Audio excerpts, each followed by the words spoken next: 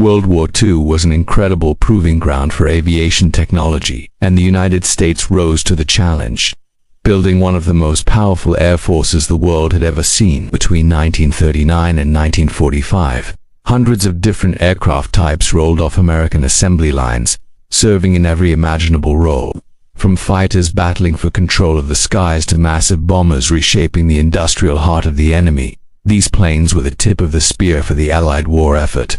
Today, we're going to take a journey through the U.S. arsenal and explore the iconic aircraft that helped win the war.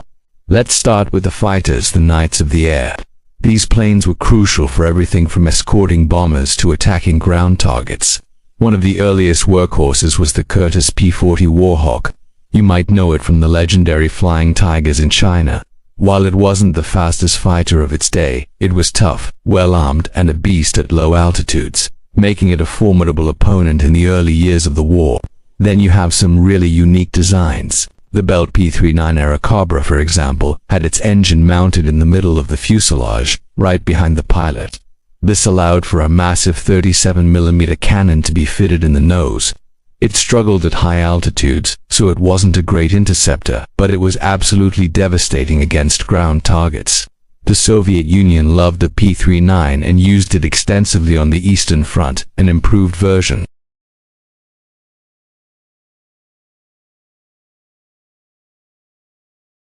As the war progressed, American fighters became bigger and more powerful. Take the Republic P-47 Thunderbolt. Pilots called it the Jug because of its shape, and it could absorb an unbelievable amount of damage and still fly home. It was fantastic as a bomber escort and even better as a ground attack plane strafing anything that moved on the battlefields of Europe. But if there's one fighter that became a true legend, it's the North American P-51 Mustang. Many consider it the greatest Allied fighter of the war. Early versions were good, but when they fitted it with a powerful British Rolls-Royce Merlin engine, it became a game-changer.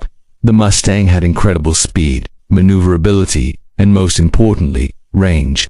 For the first time, Allied bombers had a fighter that could escort them all the way to Berlin and back, dramatically reducing their losses and sealing Germany's fate. Out in the Pacific, and also in Europe, you had the distinctive Lockheed P-38 Lightning, with its twin booms and twin engines. It was fast, heavily armed, and incredibly versatile. It served as a fighter, a long-range interceptor, and a high-altitude photo reconnaissance platform. In the Pacific, it was particularly effective, where its long range was a huge advantage. America's top two aces of the war, Richard Bong and Thomas Maguire, both flew the P-38. For the Navy, carrier-based fighters were the key to controlling the vast Pacific Ocean. Early in the war, the Grumman F4F Wildcat was the primary fighter.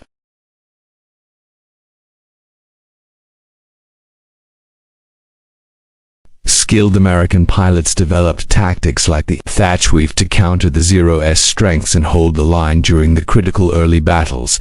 The Wildcat's successor was the Grumman F6F Hellcat, and it was a complete war winner.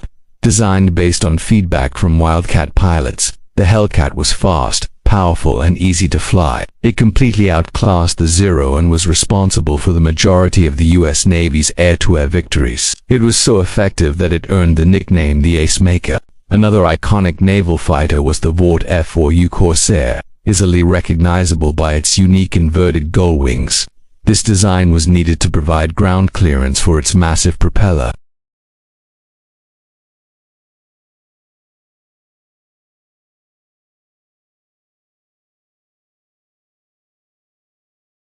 Even seeing action in the Korean War. On the other hand, an earlier naval fighter, the Brewster F-2A Buffalo, proved to be a disappointment in combat and was quickly replaced by more capable aircraft. Now let's talk about the bombers, the backbone of America's strategic air campaign. These were the planes that took the fight directly to the enemy's homeland. The most iconic is probably the Boeing B-17 Flying Fortress. Flying in massive formations, these four-engine bombers carried out devastating daylight raids over Germany. The Flying Fortress name was well earned. They were bristling with machine guns and were famous for their ability to sustain incredible damage and still bring their crews home. Flying alongside the B-17 was the consolidated B-2 for Liberator. While maybe not as famous, the B-24 was produced in even greater numbers. The pinnacle of World War II bomber technology was the Boeing B-29 Superfortress. This was a revolutionary aircraft. It had pressurized cabins, allowing its crew to fly in relative comfort at very high altitudes, above the reach of most enemy fighters and flak. It also featured remote-controlled gun turrets. The B-29 was used almost exclusively in the Pacific, carrying out firebombing raids on Japanese cities and, ultimately, dropping the atomic bombs on Hiroshima and Nagasaki that brought the war to an end. Of course, not all bombers were massive four-engine giants. The US also had incredibly effective medium and light bombers. The North American B-25 Mitchell is famous for the daring Doolittle raid on Tokyo in 1942, which provided a huge morale boost for America. The B-25 was a versatile and reliable twin-engine bomber used for all sorts of tactical missions. Another medium bomber was the Martin B-26 Marauder.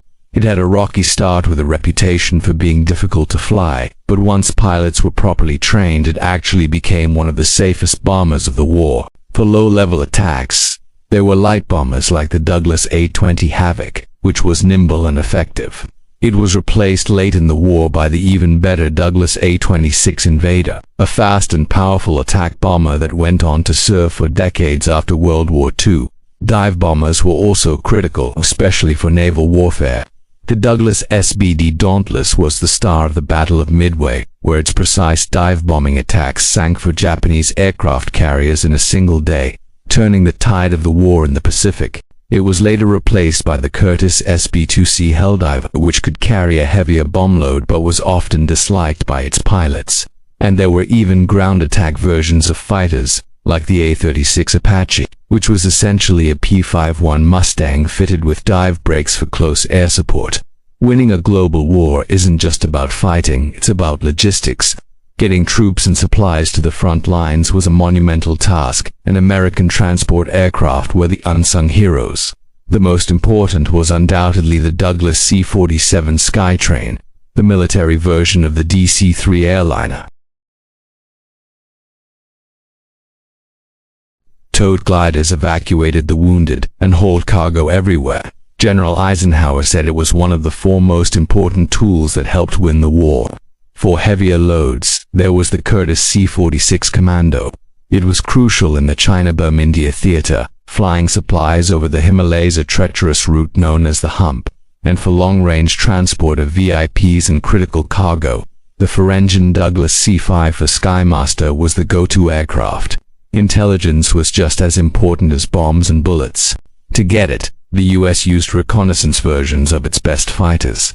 The North American F6 was a photo recon version of the Mustang, and the Lockheed F5 was a modified P-38 Lightning. These unarmed planes relied on their sheer speed and high-altitude performance to fly over enemy territory, snap pictures, and get home safely. For spotting enemy positions on the front lines, the Army used small, light aircraft like the Stinson L-5 Sentinel and the famous Piper L-4 Grasshopper. These were the eyes of the artillery. Over the vast oceans, long-range patrol aircraft hunted for enemy submarines and ships. The consolidated PBY Catalina, a slow but reliable flying boat, was a legend. It could stay in the air for hours, rescuing downed airmen, spotting enemy fleets, and hunting U-boats. It was joined by other patrol planes like the Martin PBM Mariner and land-based bombers adapted for maritime patrol, like the Lockheed PV-1 Ventura and the Boeing PB-4Y-2 Privateer, a naval version of the B-24. Finally, none of this would have been possible without a massive training program. Tens of thousands of pilots had to be trained from scratch, and that required a fleet of trainer aircraft.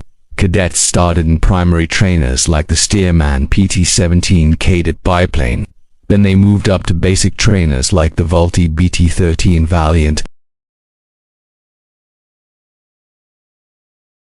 an advanced trainer that prepared them for the powerful fighters and bombers they would fly in combat. The sheer variety and number of aircraft produced by the United States during World War II is staggering. It was a testament to American industrial might and innovation. From the humble Grasshopper to the mighty Superfortress, each plane played a vital role in the Allied victory. They are legends of the sky, and their legacy established the United States as the world's leading air power for decades to come. Thanks for watching. If you enjoyed this look back at the incredible aircraft of World War II, make sure to hit that like button and subscribe for more content. Let us know in the comments which of these planes is your favorite.